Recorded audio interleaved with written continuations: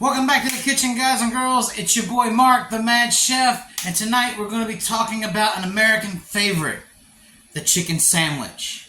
This chicken sandwich is unlike any other chicken sandwich you may have, and I want to let out a disclaimer because I feel like it's absolutely necessary. This chicken sandwich is not to be compared to or is not a remake of any other chicken sandwich from any of the national chains or any restaurants at all. It's not my way of saying you to the chicken industry. This is just one of my homemade recipes. This is none other than my Homestyle Chicken Sandwich. What is a Homestyle Chicken Sandwich, you ask? Basically, it's my twist on the classic chicken sandwich. Nothing terribly spicy, but definitely not bland. Got some southern style seasonings and herbs and spices in here.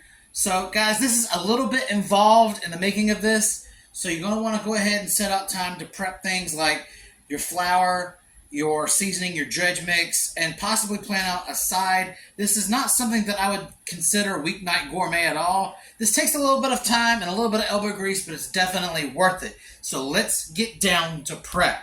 So what I have in front of you are just basically 3 boneless, skinless chicken breasts. I'm just going to do what I always do when I work on chicken, and I'm just going to cut off the excess fat, and I'm going to split these things in half.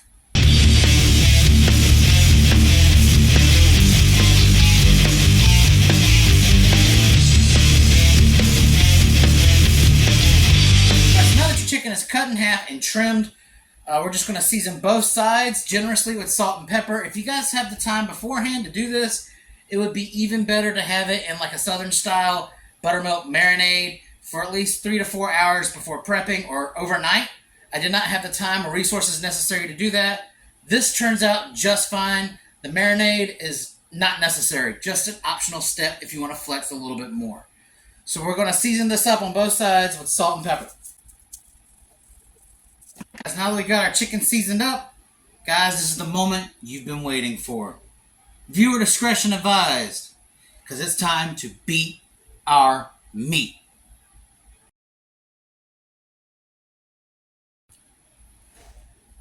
Alright, so now you can use plastic wrap to cover this, but I don't really find it necessary. You're going to want to try to flatten these guys down to about a 1/4 inch thickness. Make sure you do not rip your proteins. Guys, when you beat it, don't be too rough.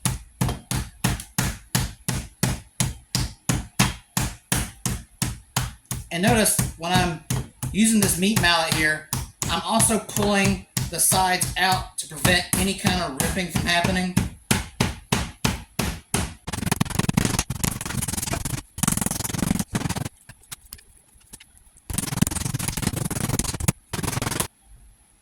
Alright, and now after you've relieved all your tensions from the work week or the day out on beating these lovely meats, yeah, I went there again. This is about what you should want to see when you're done. So you're looking for a relatively thin piece of chicken. Some pieces we're going to have some variance naturally, but you don't want it to be any more than a 1/2 inch thick. So now that we've got this done, it's time to focus on our breading. Alright, now we're going to work on our breading. In this bowl, I have 2 cups of all-purpose flour, and to it, I'm going to be adding 1 tablespoon of baking powder and a 1/4 cup of cornstarch.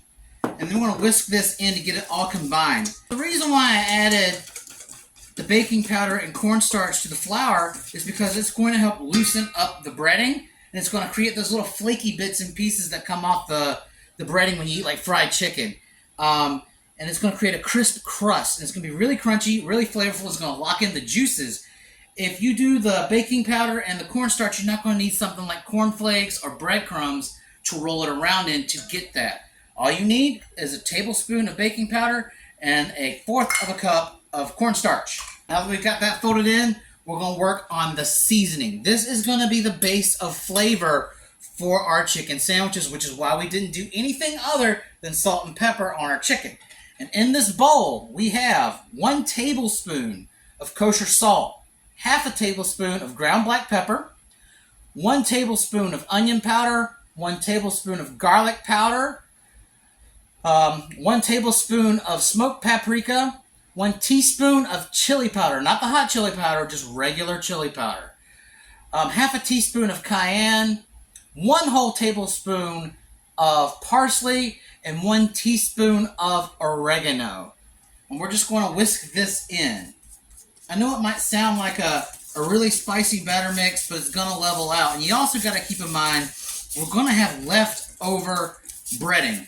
So a lot of the seasoning isn't getting used, but since we're using like 2 cups of flour and all this other powder ingredient, you have to make sure all of it is seasoned so that way your chicken is thoroughly seasoned all the way through. And also that smoked paprika and that chili powder is going to add to the color. More than taste, it's going to add to the color. And this is what your breading mix should look like. All right, what I got here is just a couple cups of regular milk. So we're just going to take our chicken, make sure it's fully coated in our breading.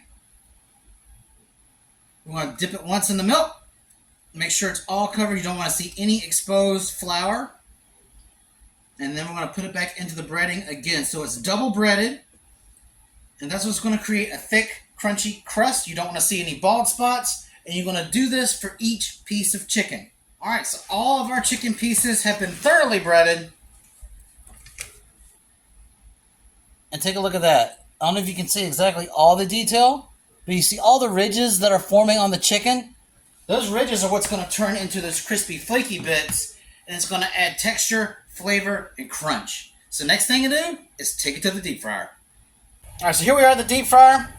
Alternatively, you can use a heavy bottom pot with cooking oil. The temperature I have it to is probably anywhere between 350 to 375. And we're just going to add these guys in about 2 at a time. And you're going to let it cook for 3 minutes. So if you're anything like me, you're already working on your side. Tonight's side is my oven roasted potato wedges. Those take about 35 minutes to cook. So by the time I'm done with all of this, my side should be pretty much ready to come out. And if you haven't seen my video on the oven roasted potato wedges, I have a card floating around here and a link in the description. So I'll see you again in 3 minutes. All right, so it's been 3 minutes, and what we're going to do now is turn them. And you can already see the beauty of what's happening in only 3 minutes. So now that we flipped them, we're going to cook them for another 3 minutes and then check them to see if they've reached a minimum internal temperature of 165. All right, so another 3 minutes has passed, and what I'm going to do is I'm going to pull out the biggest one, and then I want to temp it. And it has an internal temperature of 214. These guys are done. This guy can come out too.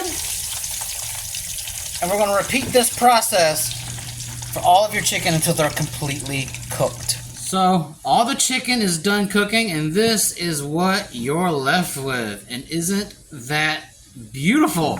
Honestly, this cooked a lot quicker than I gave it credit for. We still have about 13 minutes left on our potatoes. So what I'm going to do is while all this is still hot, I'm going to pick out 2 nice sized pieces, and I'm going to go ahead and start throwing some cheese on them. This one's going to be my wife's. So we're going to put a little piece of American cheese on this one. And for me, I want to still swear by my no fake cheese roll. Even though I do really like American cheese at times. The only time I really like American cheese is really when it's on a sandwich. And I'm going to put on a slice of Swiss cheese, if I can ever get it out, on mine. I'm going to allow that to melt. All we got to do is wait on those potatoes to finish cooking, and we'll get to our next step. All right, so we only have about 4.5 minutes left on our potatoes, so it's time to think about our buns. And all we got is like 2 tablespoons of unsalted butter in this shallow pan. And we're just going to toast these buns right up, both sides.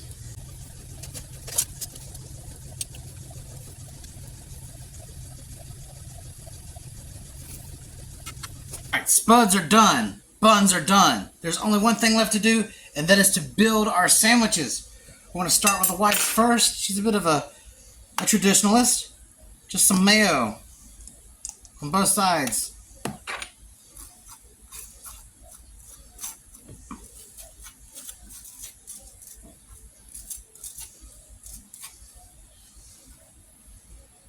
and then her piece of chicken.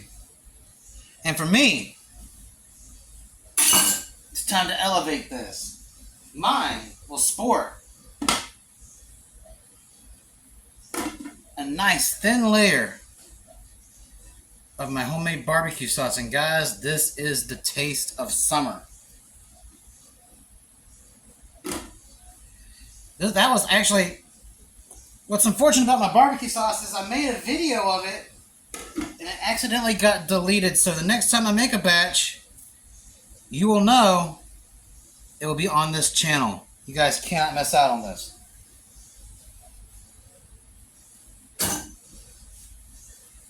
And then my chicken and Swiss on top of a toasted bun. Let's get our sides put together.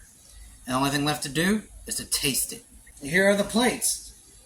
And this chicken sandwich is so good, it's worthy of a cross section. Now, if I had time, unlike I did tonight, I would have cooked up some bacon and some pickles would have made this all the much better. But I want to show you guys what this looks like.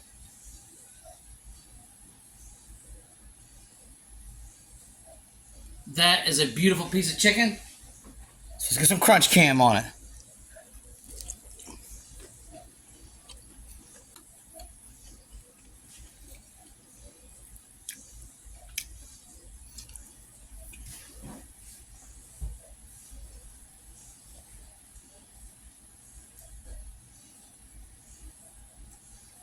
Our chicken is tender, moist, and delicious.